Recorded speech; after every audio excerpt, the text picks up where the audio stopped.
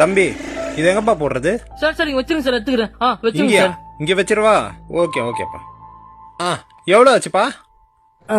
Sir காசுலாம் வேணாம் sir. எல்லாருக்கும் காசுக்கு தானே அள்ளி விக்கிற. அவங்களாம் வேற, நீங்க பெரிய அதிகாரி. தம்பி போலீஸ்காரங்களை கெடுக்கிறதே நீதான்ப்பா. எல்லாரும் காசு குடுக்கறாங்க, நானும் குடுக்கணும். இல்ல வேணாம் சார். சொல்றேன்ல, இந்தாப்பா. ஓகேப்பா. அடுத்த நிமிஷம் நிச்சயமில்லாத வாழ்க்கைங்க. முடிஞ்ச வரைக்கும் எல்லாரையும் சந்தோஷப்படுத்துவோம். தம்பி சொல்லுங்க சார். இடியாப்பம் ஒரு 30 ரூபாய்க்கு கொடுப்பா.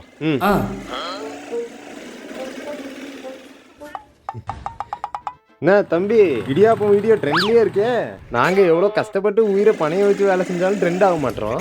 நீங்க அசால்ட்டா இடியாப்பம் வித்து ட்ரெண்ட் ஆயிட்டீங்களே.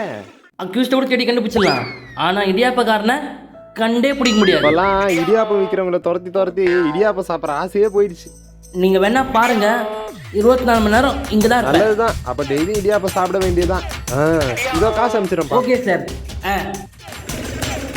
அப்பா இடியாப்பம் சாப்பிட்டு எவ்வளவு நாள் ஆயிடுச்சு. இனிமேட்டு இடியாப்பம் தான். என்ன சார் தனியா நின்று பேசிட்டு இருக்கீங்க? நான் எங்கப்பா தனியா நின்று பேசினுக்கிறேன். இங்க பாரு எங்க சார்? டேய், இங்க இருந்த இடியாப்பம் வண்டி எங்கடா? அட போய் எந்த திசையில ஓடனான்னு தெரியலையே. இது கீழ் வீடா மேல் வீடா சார்? ரெண்டுமே இருக்கு சார்.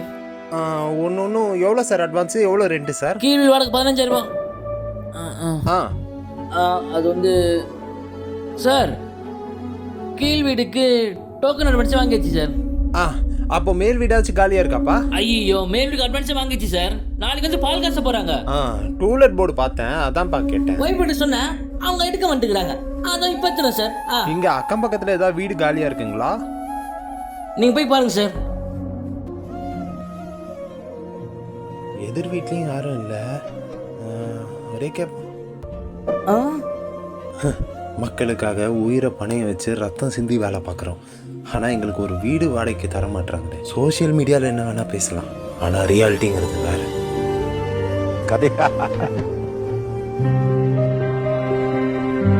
ஏது சைக்கிள் அப்பா வாங்கி கொடுத்தாரா? இல்ல சித்தா, நீங்க போலீஸ் நான் மிரட்டி என் ஃப்ரெண்டு கையில இருந்து சைக்கிள் வாங்கி. சரி சூப்பர். இப்போ வரியா போயிட்டு உன் ஃப்ரெண்டை பார்க்கலாம்? போலாமே. வா. யாருமா? இதோ அவன்தான் சித்தா. தம்பி இது உன் சைக்கிள் தானே? இந்தாப்பா எடுத்துக்கோ. ஏன் கொடுக்க சொன்னீங்க? பாரு, எப்பயுமே நம்ம பலத்தை இந்த மாதிரி பலவீனமா இருக்கிறவங்கள மிரட்டி பொருள் வாங்க யூஸ் பண்ணக்கூடாது, சரியா? தப்ப தட்டி கேட்க மட்டும்தான் நம்ம பலத்தை யூஸ் பண்ணணும், புரியுதா?